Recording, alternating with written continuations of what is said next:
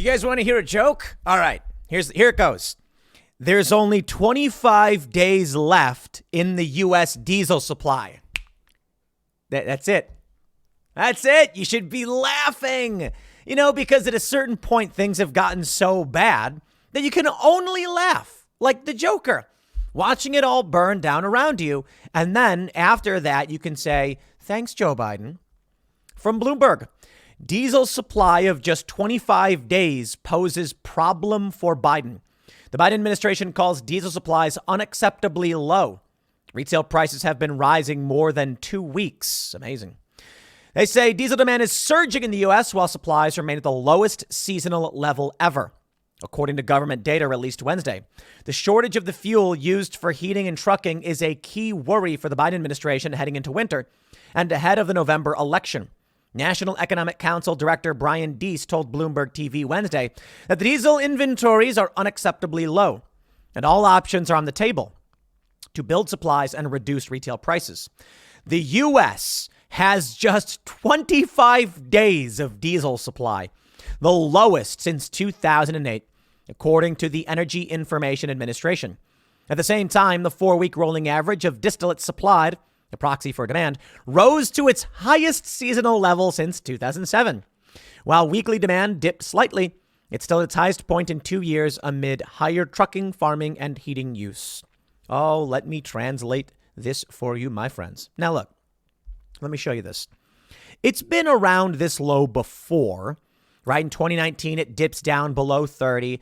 A lot of people hear this and they immediately think like, in 1 month's time, we will have no diesel. No. They replenish it. The issue is, do you trust Joe Biden now, especially with the war in Ukraine, to do a good job of it? The answer is probably no, which means we'll have diesel. Don't go panicking yet like you're going to freeze to death, but you should still be thinking about what you'll do if you don't get fuel. The bigger issue is the price is likely going to skyrocket. Demand is higher. Supply is lower. You figure that one out. The diesel crunch comes just weeks ahead of the midterm elections and has the potential to drive up prices for consumers who already view inflation in the economy as a top voting issue. Retail prices have been steadily climbing for more than 2 weeks at $5.32 per gallon. They're 50% higher than this time last year, according to AAA data. Ah, yes, my friends, the Democrats' feared Red October has arrived.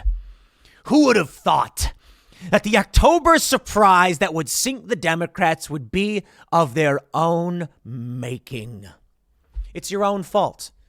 We screamed, we cried, we pleaded, we said, hey, please don't do this. But this is what happens. Is it a surprise to anyone that Democrats were like, let's enact policies that are bad for energy and the economy? And then regular people went, oh, I'm going to vote you out. It's not just that. Yo, I watched this video clip. It's an activist in Dearborn, Michigan. And this is a blue district. And he says, he's at a meeting about these books, these adult books they're put in front of kids. And he's like, don't vote for Rashida Tlaib. Let's see it. With parents waking up in districts like this, maybe we are going to see something worse than a Red October. The New York Times says many Democrats hoped it would be a weird election, but with election day just 3 weeks away, the midterms aren't shaping up that way. Here's the thing about elections. When they break, they usually break in one direction. And right now, all the indicators on my political dashboard are blinking red, as in towards Republicans. First, there's inflation. It hasn't gone away as the Biden administration had hoped. And the Federal Reserve likewise seems to be hamstrung in dealing with it. Americans are being squeezed between exorbitant prices for consumer goods. Inflation is still at 40-year highs, and interest rates that the Fed has ratcheted up as it seeks to rein in those prices. And the interest rates the Fed has ratcheted up as it seeks is at record highs. Anyone trying to buy a home now faces 30-year mortgage rates that have soared past 6%. The latest New York Times Siena poll, my colleague Nate Kahn wrote this week, suggests that the conditions that helped Democrats gain over the summer no longer seem to be in place, with voters' sour view of the economy driving the downturn in the party's prospects.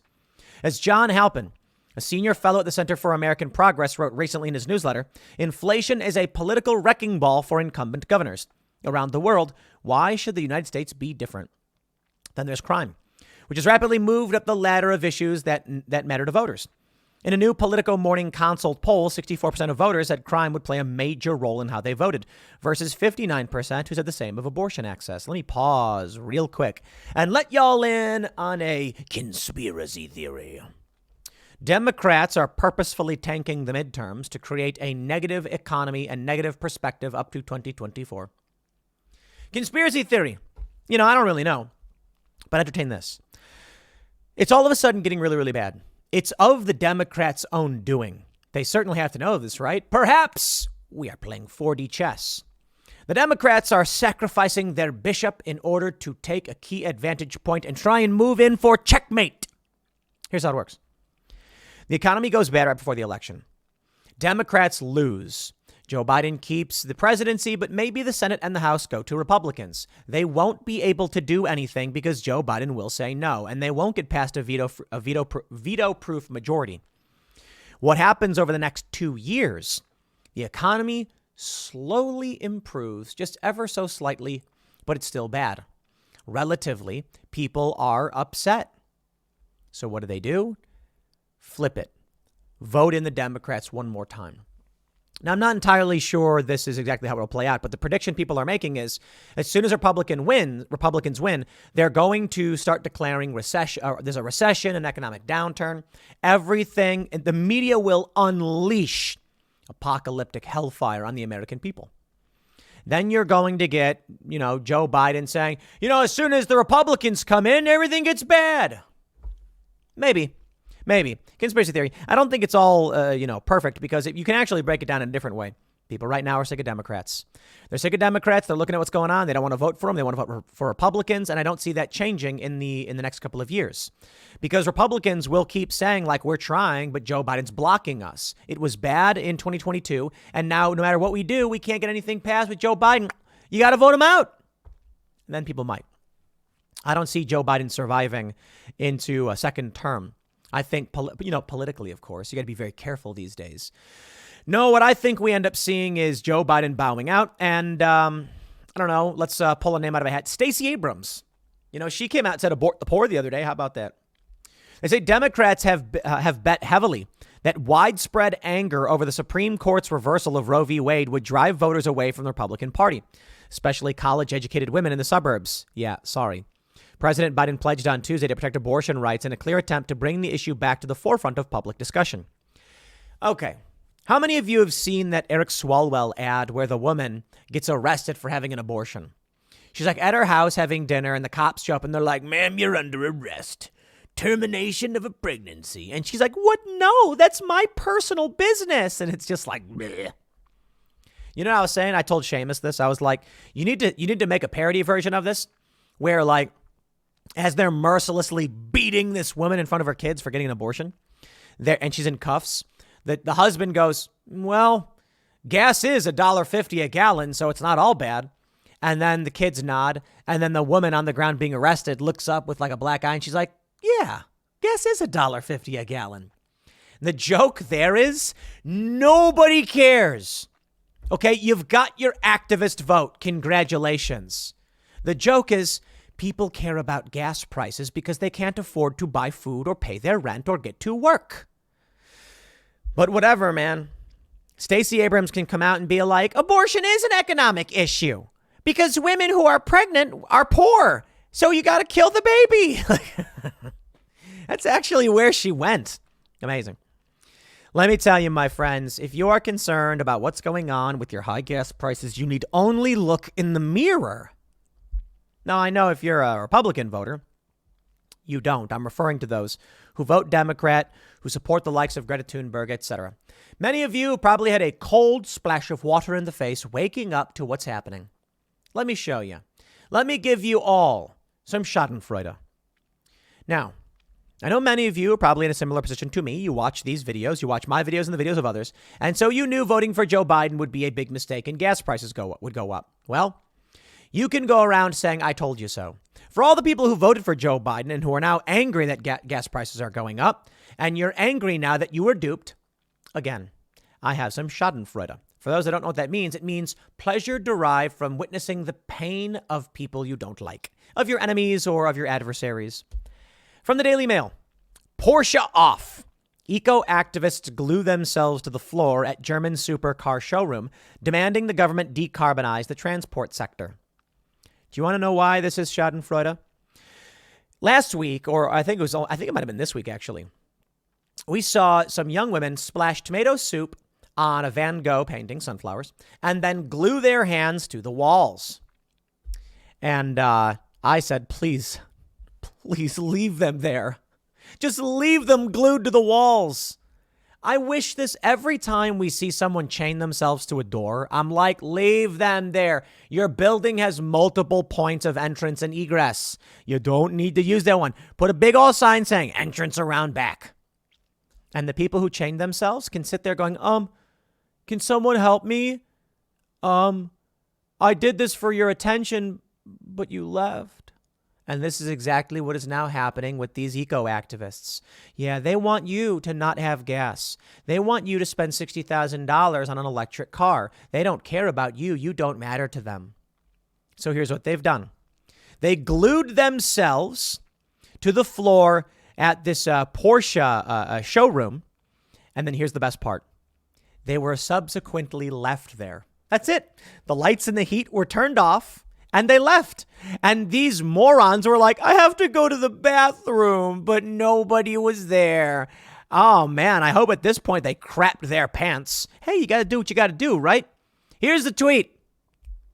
One of these protesters said, Volkswagen told us they supported our right to protest, but they refused our request to provide us with a bowl to urinate and defecate in a decent manner while we are glued, and they have turned off the heating. People in support can't get out of the building. That was a lie. He had to retract that one.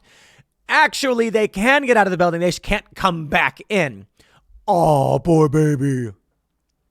He says, I love my fellow scientists so much, blah, blah, blah. Getting ready for our first night of sleep inside the Porsche pavilion, Autostat, to demand Volkswagen to eventually act to decarbonize the transport sector. And there it is. They've already walked away.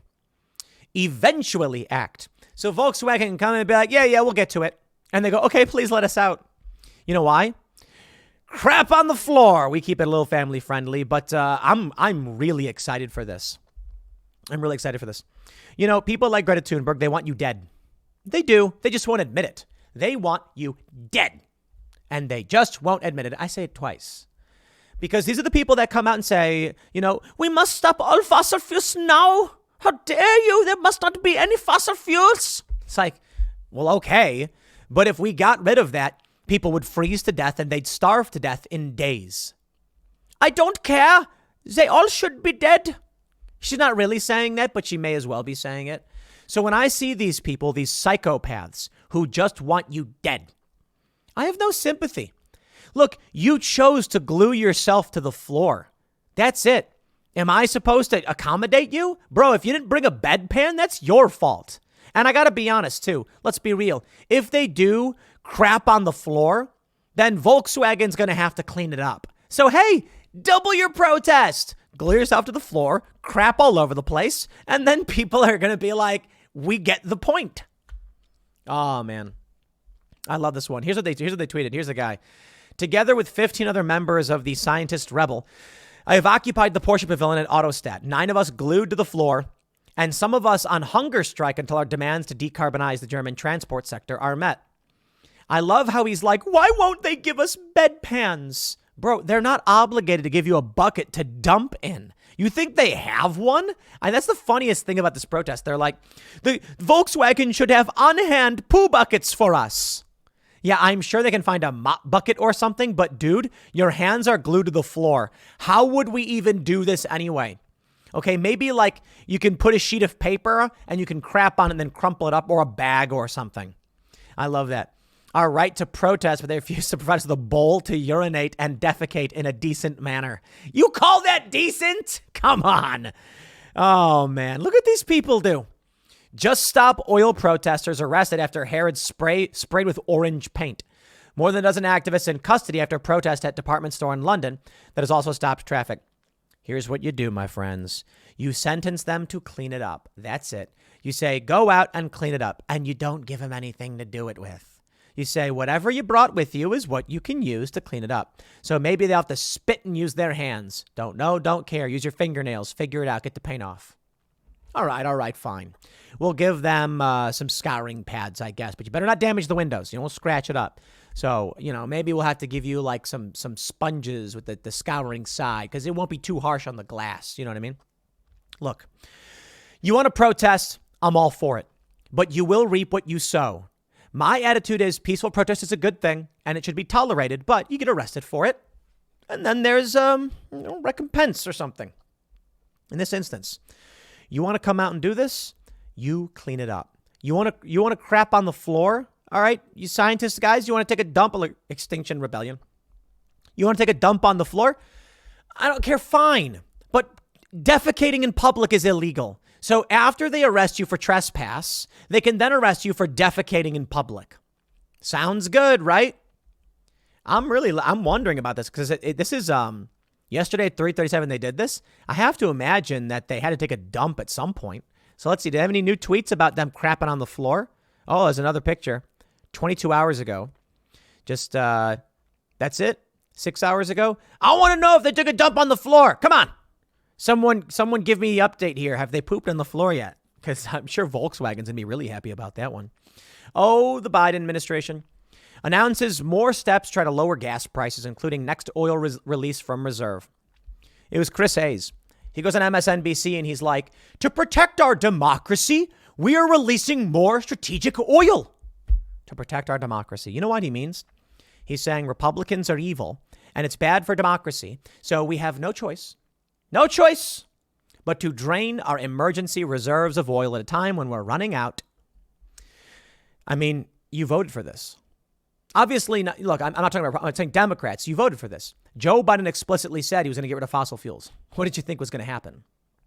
Maybe this is why we're seeing a major swing to the Republicans. Because now people are starting to realize that Joe Biden explicitly stated he would get rid of fossil fuels. Maybe now you'll stop pandering to Greta Thunberg, who gets up on stage and says, you should all suffer. You should all suffer and burn. Congratulations. Everything you wanted and more right within the palm of your hand. And you're staring at it. To all those people who didn't pay attention to the news, who gloated along and laughed, who are now wondering why I can't afford anything, I have no sympathy for you. None. To all those people who didn't know better and were lied to and came out now and said, I wish I paid more attention, but I am voting against these people, I commend you. And you have my respect. Because you saw information, you realized you made a mistake, and now you've decided, I'm going to do the right thing. And that is vote for Republicans who won't do anything anyway. Oh, yeah. Anyway, look, I think some of the Republicans will. I think you got some good Republicans. You look at those voting for war in Ukraine, Democrats in lockstep, Republicans split. The problem we have is that I'm not convinced Republicans will stand up to the likes of Kevin McCarthy, Lindsey Graham, and McConnell. And they need to. They need to tell them to go away. They're bad. They're awful. And they need to be voted out. So I'd actually just be like, the next opportunity you get, vote against those people. McCarthy, vote him out. You know what would be great? It would be great if a Democrat beats McCarthy. It's not going to happen, but it would be great because then you can get a different Speaker of the House. Or better yet, Republicans, don't vote McCarthy and stand your ground. Tell them we'll give you another Pelosi, even without the majority. Don't care if you try and put Kevin McCarthy in as Speaker. Here's what you can do. Donald Trump. Donald Trump, Speaker of the House. Let's go with that one. Just do it. Because I'll tell you this, man, you're not going to get anything done by putting in neocon shills and establishment shills. It's not going to change anything. And what's going to happen is maybe this is what they want. There's going to be a major backlash and then Democrats are going to win in 2024. Maybe they're betting on it. That's what you need to realize. Right now, as we all sit here saying it's going to be great for Republicans, I'm not convinced it'll be a good thing because you're going to get crappy leadership. And the leadership's going to just sit on their hands and do nothing. Everyone's going to get angry and say, pfft. Now, a lot of people have said to me, Tim, I'd rather have Republicans do nothing than Democrats destroy the country. And I'm like, I guess, but the country's still falling apart. So do what you got to do, man, I suppose. I don't know what to tell you guys. There's no good answers. The one thing I can tell you, though, is your gas prices will go down if you vote Republican. So There's that, I guess. There's that. Joe Biden promised he was going to get rid of gas. He's doing it. We're at 25 days left of diesel. Apocalyptically bad. Donald Trump said he wanted the energy producers in the U.S. to start exploring, drilling, and sourcing more. Joe Biden shut down U.S. energy production, then goes to Saudi Arabia and begs on bent knee like a spineless, pathetic loser. Loser. Everybody agrees. Look, Trump's got a lot of problems, man. That's true. But if the argument is, should we be energy independent or close to it versus should we shut down our energy sector and then beg someone else? The answer is simple. That's Donald Trump, not Joe Biden. So for all of you who voted for it, I get it, I guess.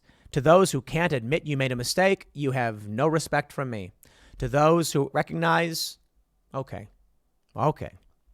Welcome to the fight, my friends. I'll leave it there. Next segment's coming up at 4 p.m. over at youtube.com/Timcast. Thanks for hanging out, and I'll see you all then.